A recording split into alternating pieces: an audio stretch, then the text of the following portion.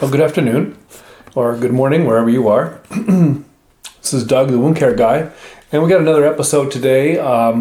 This episode is about offloading wounds, and it's designed to sort of be watched before or after diabetic ulcers stop the carnage. Diabetic ulcers stop the carnage kind of went into why you want to offload a wound. So I thought I'm going to do a wound quickly and post that little dog on up with regard to offloading wounds, more specifically going into 5 or 6 different mechanisms for offloading a wound. So if you haven't seen that one yet, diabetic ulcer stop the carnage, I encourage you to look at it.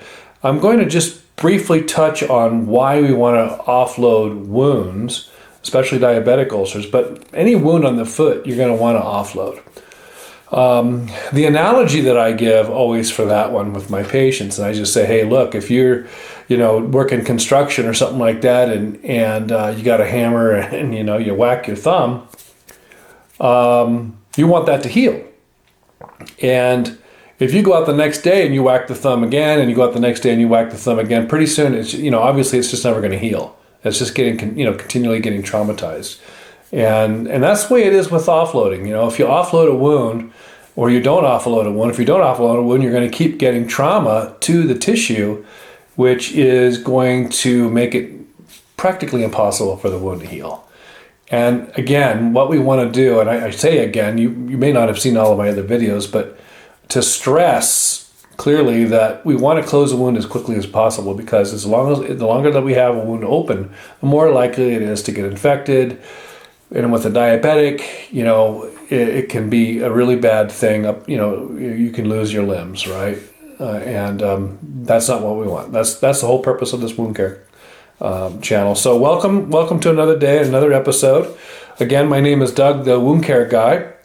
And I hope that you're having a beautiful day wherever you are. I'm just going to do a quick little summary. So if you watched my video on diabetic wounds, stop the carnage, you would have had a summary of the disease process that is diabetes and the subsequent destruction of the structures of the foot, which can cause bony abnormalities or alterations in one's gait that places undue stresses to the skin, ligamentous tissue, and bone. That can cause ulcers, subluxations, and fractures of bones. Many patients having a diabetic ulcer are experiencing one or all of these conditions or concerns, and so therefore we want to teach a good offloading of the foot. So when should I offload? And that's always been a big question. Some people say, I've been offloading all the time. I just don't wear it when I go to the bathroom or when I'm sleeping. Obviously, I get it. You don't want to wear it when you're sleeping.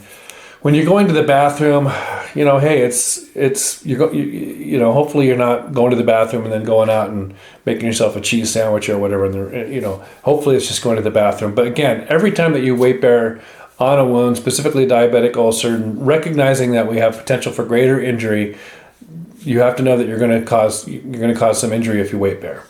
I've had patients tell me, "Oh my God, I heard something crack in my foot," and I'm like, "Geez," and I don't know what it is, and it's hard to get regular X-rays or whatever regular studies to know. Certainly, you wouldn't have a before and after, more than likely. So it's just I really encourage offloading. Let's just put it like that and leave it at that. How long would the offloading be needed? And so that really depends on the level of destruction in the foot. If I've got a foot that, I've got an ulcer and I've got some deformity, I might have, some thinning of the bone. All likelihood is you're going to want to try to offload that for the rest of your days, depending on how old you are and what the disease process is going to do or is doing, or whether you're controlling it or not. So that's something that, you're going to have to assess for yourself. But when you start getting some bony changes, the likelihood is some kind of offloading is going to be required for the rest of your life. But that just may be a shoe that is custom made for yourself. So with a wound, if you just have a wound, something new, then you're probably going to want to offload long enough to close the wound. And the remodeling phase of the wound takes, much longer than the healing phase sometimes. Some wounds can remodel from 6 months to a year later.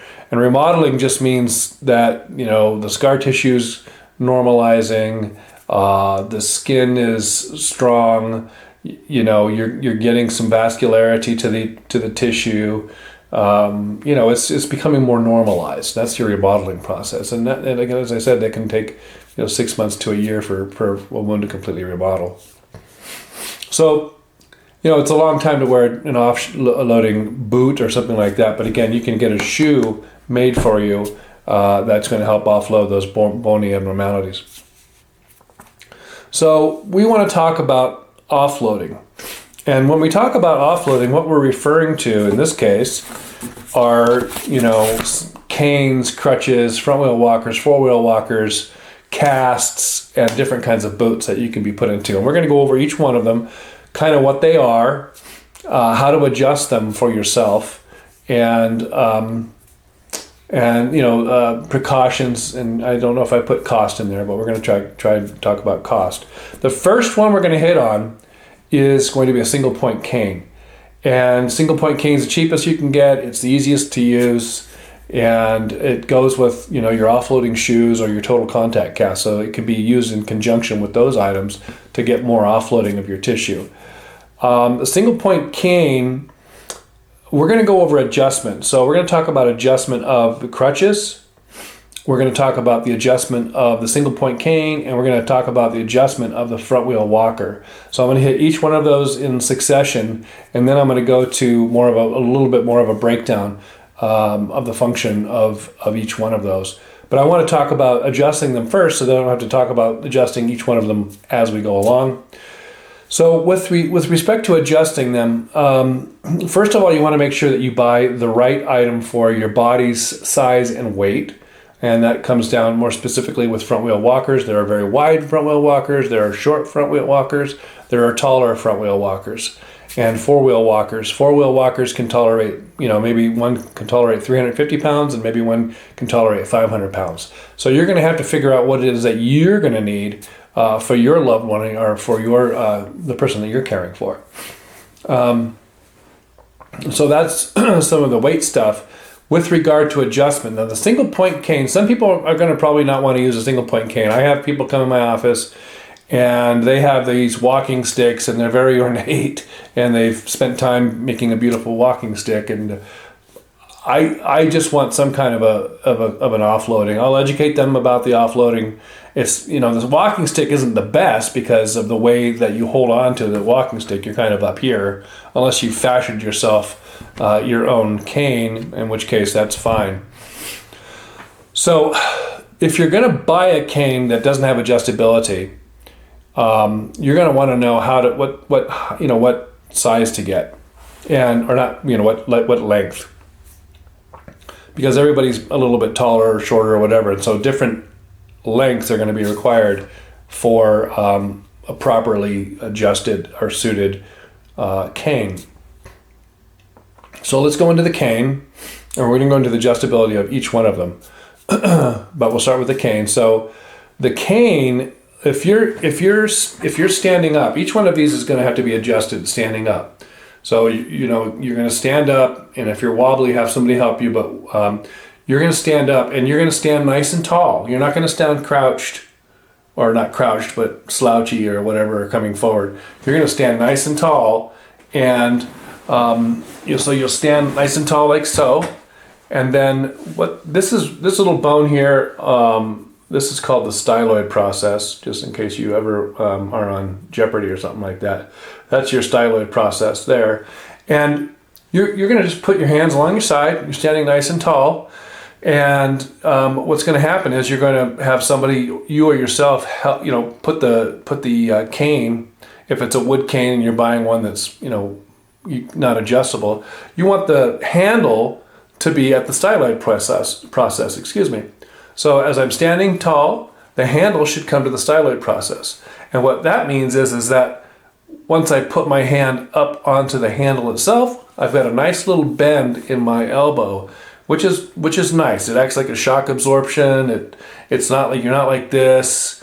You're not like this. You just got a slight little bend. You've got good control. You've got good strength here in the muscles here. And that's the important thing, right? Because if you're using an offloading device, you're using your hands or your arms to offload your legs with the assistive device. So again, the single point cane. Now the single point cane that you can get, like that's metal, they are adjustable. Got a little nut on the base, and you loosen that, and then you adjust the length of the lower part of it.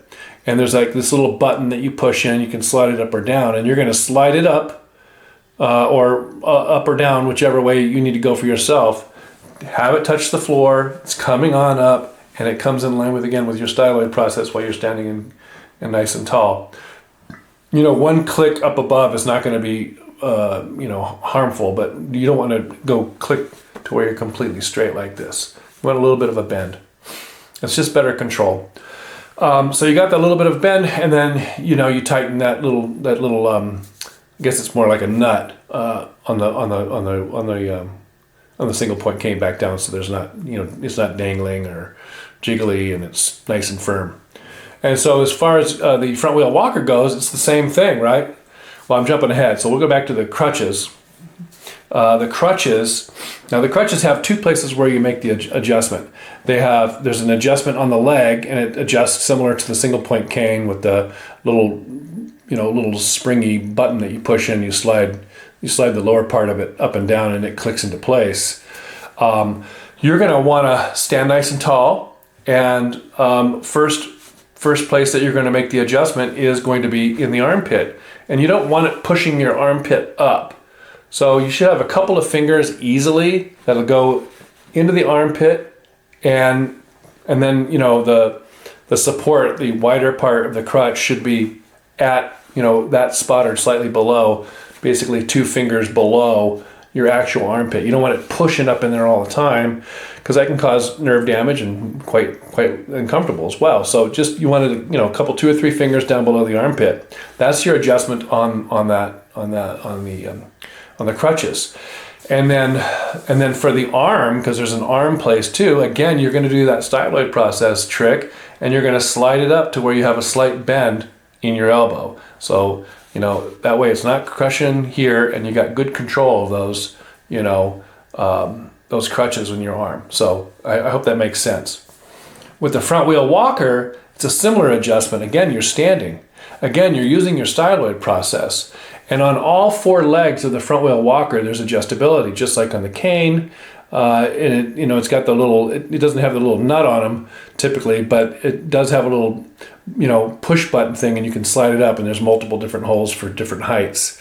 And again, they make them for smaller people, so you don't want to buy a little one and for a 6'5" person and hope that you just extend them all the way out and it's going to work. It's not going to work like that. You got to buy, and I don't know what the exact cutoff points are for the different heights, but I think it's like 5'5", something like that, or 5 feet maybe. And then of course they make a very extra wide front wheel walkers as well. But again, you're going to use your styloid process. You want a slight bend in your elbows as you adjust the front wheel walker. And you don't want to be like this when you adjust the front wheel walker. You got to stand nice and tall, arms at your side. And now you got some support, right, with these offloading devices, because you're using your arms to take up some of the weight of the body, that it doesn't hit the ground or it doesn't put pressure on a wound that you're stepping down on your foot. And that's the whole idea of that. The 4-wheel walker has a slightly different adjustment. The arms adjust up and down only, I think. I'm pretty sure. Most of those that I've seen adjust like that. I have not seen them that have a leg adjustment, but they do have an arm adjustment.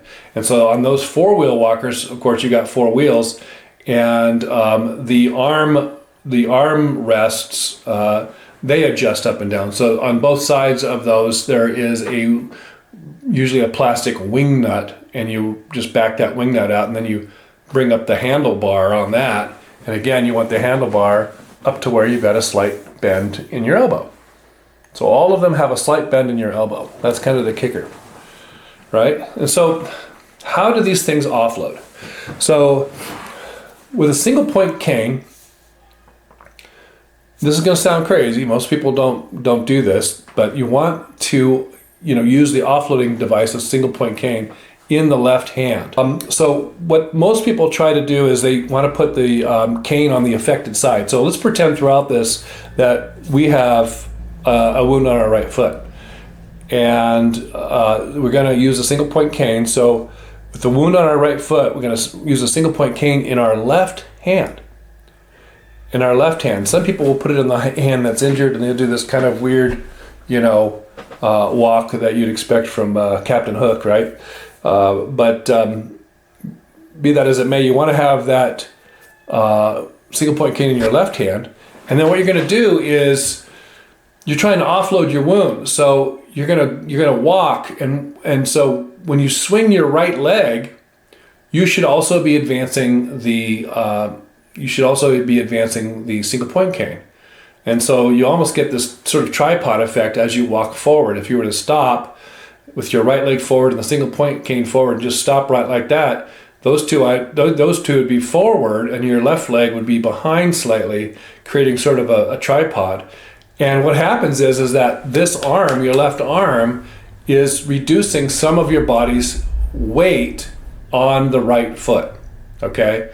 And, I guess you could do it on the right side too. And if, you move along, I've seen some people that do that, but it's just a very awkward way to walk. And if you're wearing any kind of an offloading boot, it could get entangled with the single point cane. So that would be problematic. So that's kind of how you adjust a single point cane. That's how it offloads. Precautions are, uneven ground, rocky ground, cracks in concrete and pavement, that kind of stuff. Wet floors, wet linoleum floors, carpets. It's all going to be basically the same. If you have like throw rugs in the house, or you have a phone line going across or something like that, you want to fix those things right from the get-go. Remove the throw rugs, get rid of anything any trip hazard that you might have, because they'll get tangled up on stuff. You wouldn't believe it. That's how it works. The cost can be anywhere from $10 to $30, right? And I think something that's very important to understand is that there's a lot of places one can go to get, cheaper, offloading devices. Front wheel walkers and single point canes and four wheel walkers are very common these days, and you can get them in thrift stores, hospice, online. There's places where you can find them that they're going to be less expensive. So you can shop around if you're a bargain hunter, or if you have you're low on funds. Because as we go along, the single point cane isn't very expensive, but you get up to a four wheel walker, that's a whole different bag of bolts. So with the crutches, you've got one in each arm, right? And they're up and through here, and you can literally offload your foot 100%. Now moving back to the single point cane, you're lucky to get 30% offloading with a single point cane. But once you get into a crutch, when you're moving a crutch, your right leg wouldn't have to touch the ground at all. So your affected limb would never have to touch the ground except for balance or for resting or what have you. And then you could reduce that even by using the crutch and your left leg and sort of propping yourself up as much as possible with that, and effectively putting no pressure on the right leg. The crutches, the caveat with those is you kind of have to be agile. It helps to be strong. You have to have upper body strength. You have to have good balance. There's a lot of other things that go on with crutches that a single point cane or a front wheel walker wouldn't require, or wouldn't be a concern. With respect to cautions or concerns with using crutches, same as it goes with a cane or anything else. Unlevel surfaces, rocky surfaces with lips, elevation changes, thresholds, what other kind of surface, going up and down stairs, things of that nature. Those are very difficult to do with crutches. And I have had patients in the past that have come into a store after a rain, they got the crutches, and the crutches just slip right out. So they can be, there's a spook factor, if you will, on those things. You got to be wary of them. And crutches can be expensive also. But again, you can look around for them, but they can be upwards of $300 for for a set of good crutches. The front wheel walker, again, we talked about adjusting. We talked about adjusting of all three of them. With the front wheel walker, you want to get the appropriate size for yourself. So there are small, for very small or shorter people, and then for taller people, they have those two, and then they have them for heavier people and wider people. So you need to figure out what it is that you're going to wind up needing, and go after it like that. How does it offload? It offloads pretty darn well. With a front wheel walker, you have wheels in the front, and then you have two legs in the back.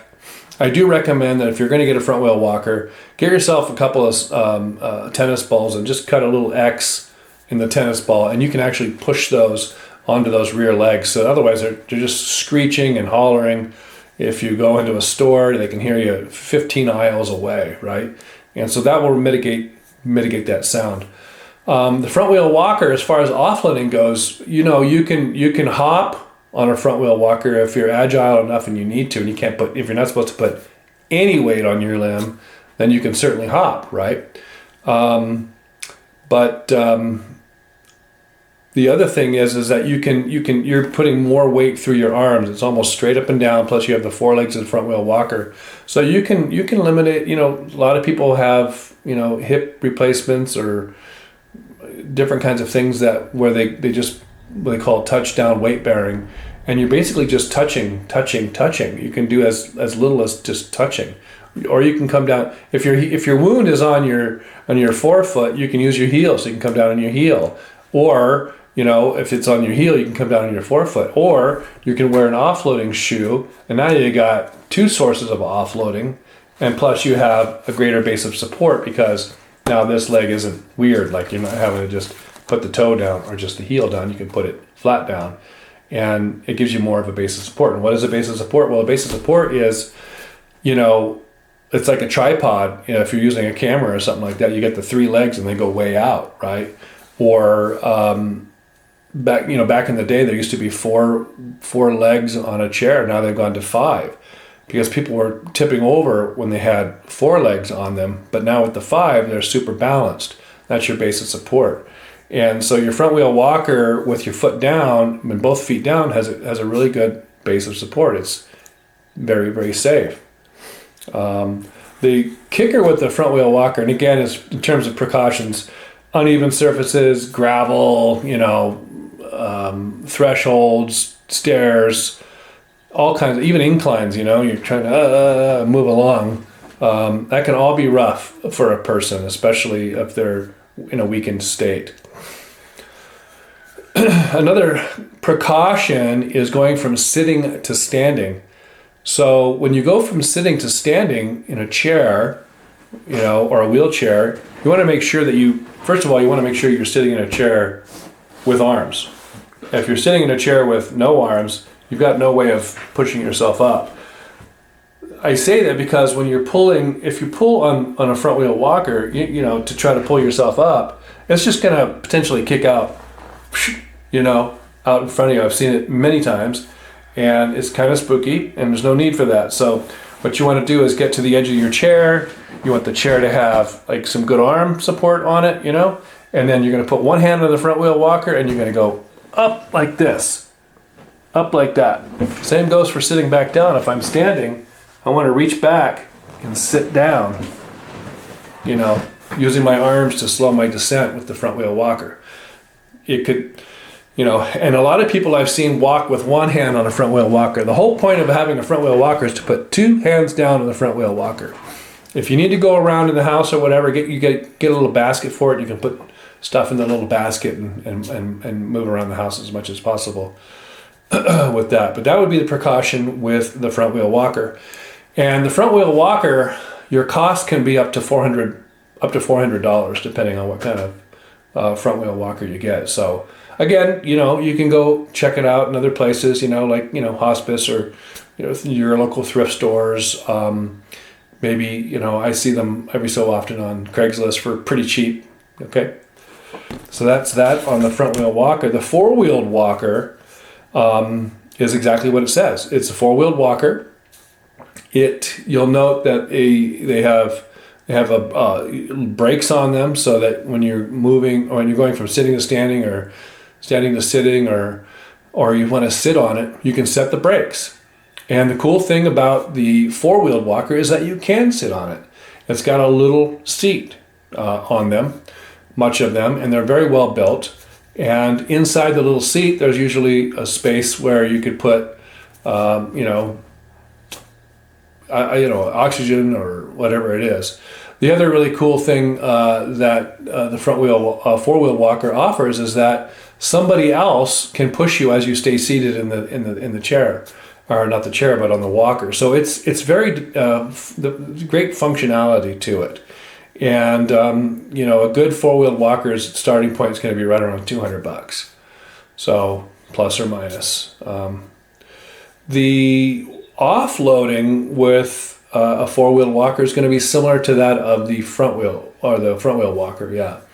And the gate process is about the same. All of that's going to be about the same. Again, if you have any one of these devices and you happen to throw in a good boot, an offloading boot, you're ahead of the game. You're going to really reduce your pressure to your wound, and you'll expedite healing. Let's get your wound closed. An open wound is potentially an infected wound, so let's get it closed. Offload, offload, offload. All right. I think one of the precautions is and the other thing I would say when you're ordering these walkers, especially your four-wheel walker, is that sometimes you might be a tiny person, but the four-wheel walker is wide. And you want to make sure that it's not so wide that you're not able to get it in and around inside your house. So, you can't get it through the door jambs and stuff without, mutilating the door jambs, or you just basically can't get in there. At that point, there's no point in even owning the darn thing unless you're going out. And certainly I would recommend that when you go out. If you go out shopping somewhere, for a long time, that's what a lot of people do. They think that they'll go out shopping, and that because we tell people conflicting information, right? Obviously, if you're a diabetic, you need to exercise more. That's just the way it is. And if you look at my other videos, you'll start to understand the importance of oxygenating your blood and get oxygen-rich blood down to that wound to heal it. And so, of course, exercise becomes important, but that doesn't mean traipsing around a huge market with concrete floors with poor offloading. So certainly a four-wheeled walker would be great for that environment to help you offload your wound. You can, let's see, one of the concerns is, of course, there are four wheels, and if you don't lock the brakes and you get up, it could move on you, right? It could roll off, roll away, whatever. So you got to be mindful, make sure that those brakes are set. And, I think a bike shop would probably be a great place to take one if you need a little tune-up, if you don't know how to do it. But, make sure your brakes are working. This is something, if you're going to be using a four-wheel walker for a long time, make sure your brakes are working on the thing, right? Okay. Offloading boots. This is the stuff that we use a lot of. And again, I recommend using an offloading boot with those other forms of offloading because, with this boot here, it's fairly thin, but, it's still higher than most people's shoes, and they do report oftentimes that, there's sometimes that people will roll their ankle in them. And so it's a lot better not to add insult to injury and just make sure that, you're using a single point cane or a front wheel walker in addition to your shoe here so that, you don't injure yourself further. So this one here I went over in my other video, but basically it's the way that this offloads is that it has inside here this insert.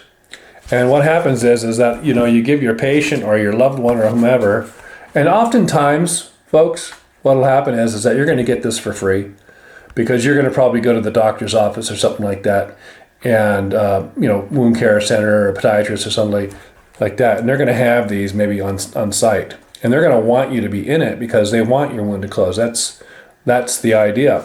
So they may wind up giving it to you for free. And again, so what happens is they wear it around, they're going to make some sort of impregnation on this material here. You'll see the depression from the weight. And sometimes people put so much weight on their forefoot, they don't even have anything going on in their heel. And, they'll put a lot of pressure on here and you can see the impression pretty well. And that's because people just they can't get that, well, let me touch on that because I don't want to be short on that. And this was in my other video, so I would encourage you to check it out. The diabetic ulcer stop the carnage. But what happens is that people's heel cords or Achilles tendon begin to shorten. And that's from the Maillard effect. And that's also in that video. I urge you to check that out. But what winds up happening is that people lose this motion in the ankle. So in other words, they can't do this. That's called dorsiflexion. Typically we can, 15 degrees is about normal for that. And some people are at, -2 or 3, meaning they're kind of this way a little bit. And the problem is that now they're chronically hitting this front part of the foot as they step and not so much the heel as they once did. A normal person swings, their toes come up, their heel strikes the ground and dissipates all of the energy, all of the force that's coming through your body as you walk along. And then, it rolls out over your foot. It rolls out over the foot as we come into this position. And then as you toe off, it relieves the pressure. So it comes down, boom, flattens out, toes off, boom. And that's the problem. The mechanics is ruined on the diabetic foot. And, incidentally, this offloading situation isn't just for diabetic ulcers. If you got a foot wound, you're probably going to need to offload it to heal it, whether you have diabetes or not. But that's clearly an aside. But again, we lose this dorsiflexion, and we wind up putting a lot of trauma to this tissue here. We call that shearing forces. So this is one form of an offloading boot and shoe. And what happens is again, we remove these little pixel dudes out of here, big enough to offload that wound. And then after that, in order to keep this thing from disintegrating as you wear it, we have this little thing here that sort of shores the thing back up. And then you slide it back in your shoe, like so. Okay, and that offloads really nicely. I've had great success with these. I love them. Obviously, the heavier the person is, the more they go through them. Some people go through, 5 or more pairs before the wound, actually gets to healed up. And what'll happen is they'll scuff the front of this thing. I've seen them scuff this. And one day I saw this piece of wood sticking out, and I'm like, wow, man, how'd you get a piece of wood shoved up in your shoe? Because look, that's the first thing one would expect. But in fact, there's a wood core on the inside of this, and that people have scraped it and scraped it and scraped it to where they scrape away the rubber from that way of, walking almost, hitting here first. They scrape all that away and then the wood starts sticking out. But that's that shoe. The other kind, of course, you'll notice the pictures, they have a larger heel. It's like a good solid heel, and then they have not so much on the forefoot. And this helps offload the front of the foot. And then the other one, of course, has a thick front foot or forefoot area, and it offloads the heel. And so both of those are fairly unstable, obviously. And so again, going back to a single point cane, front wheel walker, or whatever it is that you feel comfortable with using to further offload your wound is going to be super important. And again, you don't want to be going to Walmart and doing your exercise, without a bunch of offloading going on because of those hard floors. Okay, so that's your offloading boots. And we sort of talked about the not the trip hazard, but the rolling, hazard because of the instability of the foot or the shoe. So be mindful of that. So, another assistive device is going to be muy importante. And then the cost on these things is usually free. Typically they're free. But if you have to get your own, you're taking care of it yourself, or you've healed a wound and you feel comfortable continuing to use something like this, which I would totally understand, then you can buy these online for right around $25-30. Okay? And they're pretty good. They're pretty good too. So that's our offloading boot. Total contact cast. So, the total contact cast is indeed a cast. And many years ago, one would use cereal wraps with casting material to cast a foot into a position that we want, one that helps offload the wound. But with a total contact cast, you can have a cast put on your foot in 15 minutes or less if the practitioner is knows how to do it.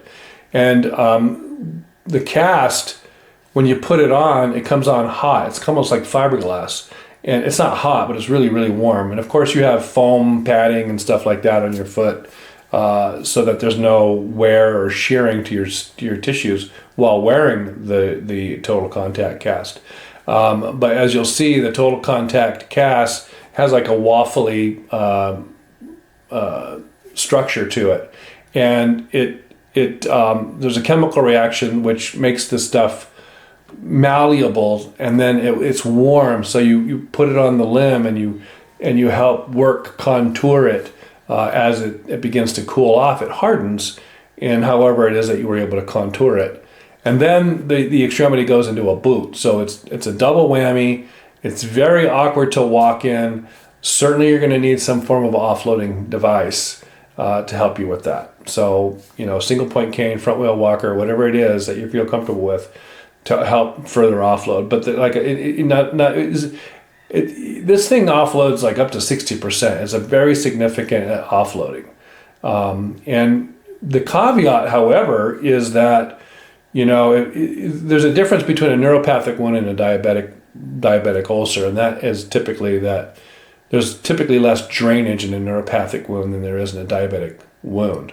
They share a lot of similarities, but typically speaking, the diabetic ulcer may have, a little bit more moisture production.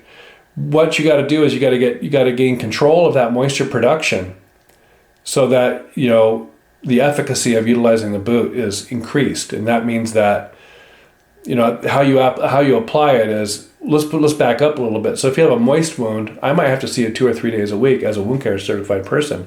I might have to see you 2 or 3 days a week so that I'm maintaining a good moisture balance in the wound bed. You have to have moisture balance in the wound bed. So if there's a lot of drainage, first thing we become suspicious of is too much non-viable tissue, which increases your bacterial load. The bacterial load increases your drainage and maybe even some odor. That's got to all go by before you can put on a total contact cast. Because at some point, what happens is that you put the first cast on for 3 days, and you see how the patient does or your loved one does. And of course, this is done in a clinic, but nonetheless, you want to see how people are doing with that. Make sure they don't swell or there's no pain or whatever. So the 3-day period is the first run, and then after that, it's every 7 days. And so that's why it's so important that you make sure that you don't have any bacterial load inside that wound bed before you get that thing closed up for a week. And hopefully whoever you're seeing has done the culture, they've already cleaned it.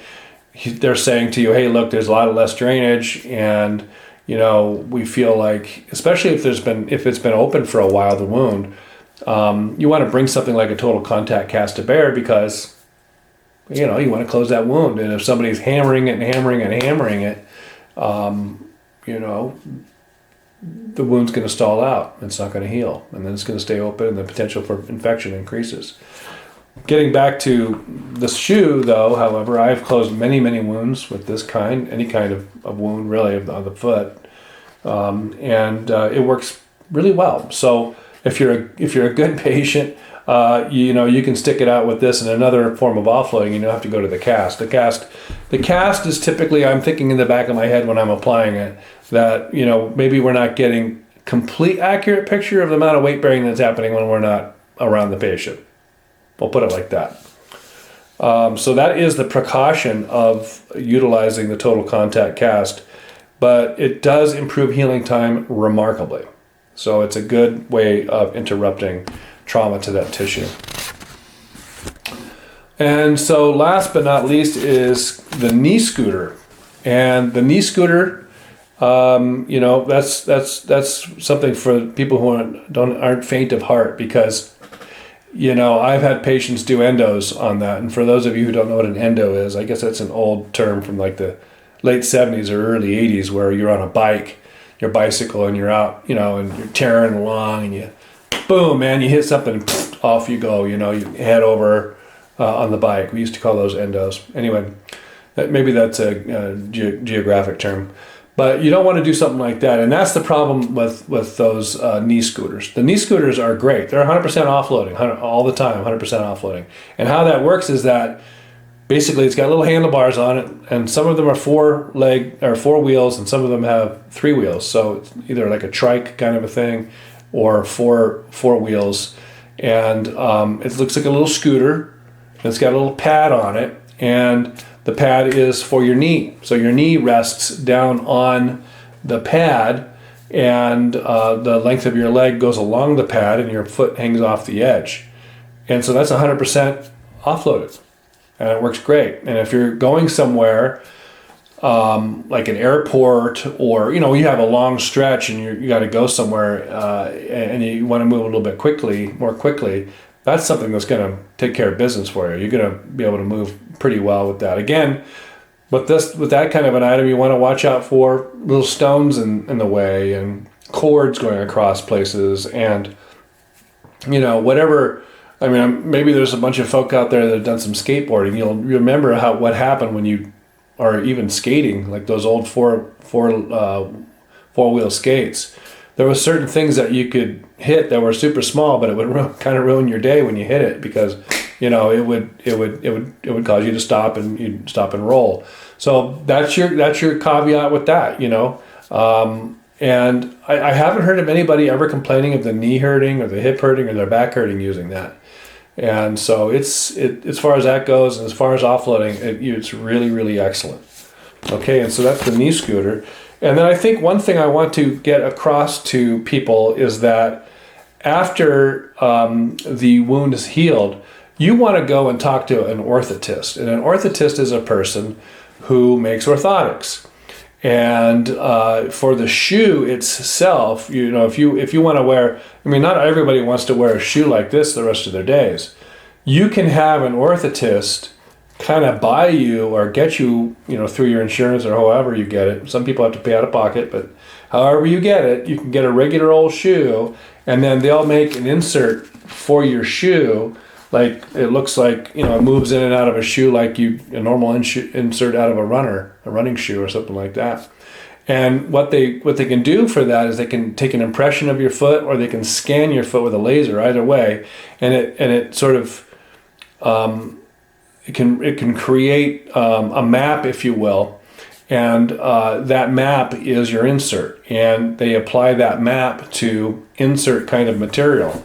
And as a result, you get an insert that addresses your bony prominences, or even whether or not your ankle rests like this or rests like that. There's a number of different things that they can address to improve how you're striking and how you're moving energy through your foot, and so that on the bony prominences they're not getting worn, or that shearing pressure. And opening that wound back up. Opening a wound up several times is just as bad as not getting one healed in the first place. So that's what you want to do once you get yourself nice and healed. Okay, and that's called an orthotist. And so, a quick little bit of love here, folks. I just like to think I'm going to incorporate this into my videos, and they're just little quotes. And so, I like to have fun. I want to have fun with this information that I'm spreading to the world. So this is a quote by Charles Dickens, and it goes like this: "No one is useless in this world who lightens the burdens of another." And so you guys, you're out there, and if you've got a caregiver and they got love in their heart, this is what they're doing, right? They're lightening the burdens of another. And again, that was Charles Dickens. I don't know what the date was. It doesn't have that in this fancy little book, but just wanted to let you know about that. And I wish you a great day and have a good time. And do go back to the other video, diabetic ulcers, stop the carnage. It's not sensational, because I don't want people to get amputations, and it doesn't need to happen. So go back and watch that video. I don't know. Maybe I'll put it over there. Maybe I'll put it over here. Thank you so much. Have a great day. God bless.